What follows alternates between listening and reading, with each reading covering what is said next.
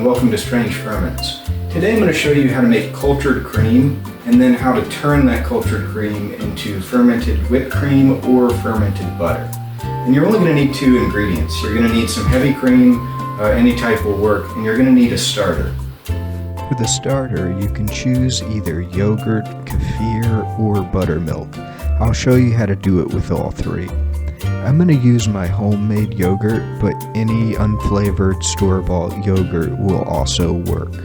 I'm also going to do a batch with store-bought kefir, and the instructions for that are the same instructions you would use for store-bought buttermilk. Yogurt is typically made with thermophilic bacteria, meaning that if you use it as a starter, you'll need to incubate it at around 110 to 115 degrees Fahrenheit. Kefir and buttermilk, on the other hand, are usually made with mesophilic bacteria, meaning that if you use either one of those as a starter, you can let it ferment at a comfortable room temperature like 75 degrees or so. The flavor will be slightly different depending on which starter you use, and no matter what you use, the longer you let it ferment, the more sour it will get. The first step is just pouring your cream out into a bowl. I'm going to use a quart of cream for this recipe, which usually nets me roughly 350 grams of butter, which is equivalent to about 3 sticks of the commercial type. If you're using yogurt as a starter, add in roughly 2 tablespoons into your cream and mix it in well. If you're using kefir or buttermilk, add about 2 to 4 tablespoons and mix it in. Precision is not required here, so don't sweat it. Now that we have the starter added, it's time to ferment. For my yogurt starter, I'm going to use an Instapot with yogurt making settings for 12 hours. This will make it nice and sour, but you don't need an Instapot as any yogurt making setup will work just fine here. For the kefir or buttermilk, I'm just going to let it ferment at room temperature. I'm going to cover the bowl and let it sit on my counter for about 20 hours. In both cases, the fermentation time is just based on how sour you want it, so feel free to experiment. After 12 hours, my yogurt starter cream is nice and thick and very sour. After 18 hours, my kefir starter is less thick and less sour, but it still has a very nice flavor. After this step, it doesn't matter what starter you used because it's all the same from here on out. Simply pour the cultured cream into a mixer bowl or a food processor, or if you're really cool, use an old-fashioned butter churner. I'm going to use a stand mixer, but the same rules apply if you use a food processor. Just dump your cream in and start moving it. As you agitate the cream, the first thing that happens is the incorporation of a bunch of air bubbles into the creamy matrix. Do this long enough and you'll get whipped cream. If you want, you can stop here and use this whipped cream however you choose.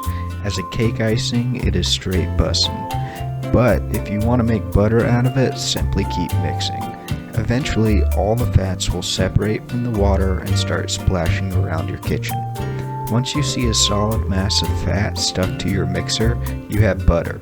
The leftover liquid is good old-fashioned buttermilk. Save that and use it to replace water in just about any recipe you want. I like to think of it as a one-way ticket to Flavor Town. Now the butter you get at this point is impure and will still have a good bit of buttermilk in it, so to purify it you can knead and rinse the butter under cold water. This will wash out extra buttermilk. The longer you do this, the higher the fat content of the butter will be. I didn't rinse it that long because I'm going to use mine for cooking and it really doesn't matter, but if you want really pure butter for baking, knead and rinse it until the water turns clear. Now you can store your butter in the fridge where it'll last for several months, or put it in the freezer where it'll last practically forever.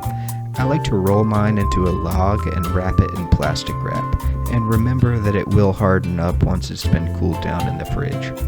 From each quart of cream I used, I got about 350 grams of butter, and after making 2 quarts of butter, I also had a quart of buttermilk left over.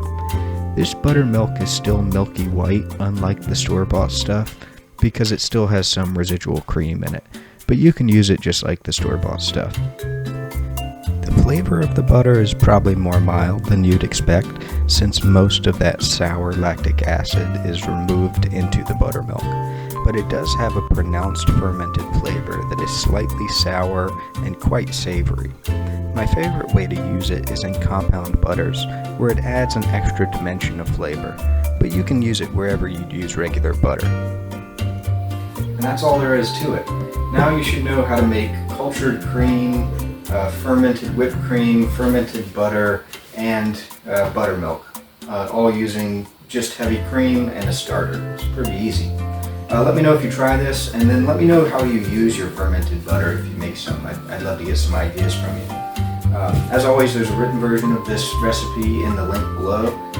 Thank you for watching, and happy fermenting.